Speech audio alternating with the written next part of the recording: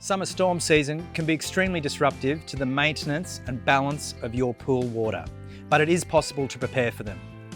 After a storm, it may not always be safe to swim in your pool. Worried about the incoming storms? Here are some tips to help you prepare your pool.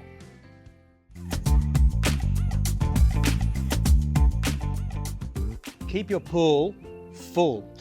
Now, this may seem counterintuitive, but pools with higher levels of water help to support the structural integrity of the pool. When your pool water level is low, the pool can experience significant structural problems.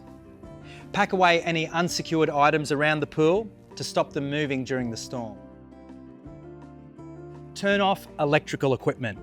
You don't want any damage to your pool's electrical components, so make sure you unplug your chlorinator, pump and lights to avoid any possible power surges. It's a good idea to add some chlorine, balancer and algicide to the pool water.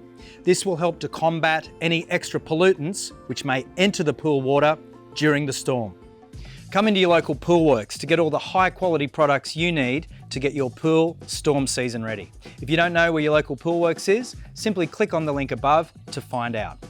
And for more pool smart tips and DIYs, check out the rest of our pool problem solving series.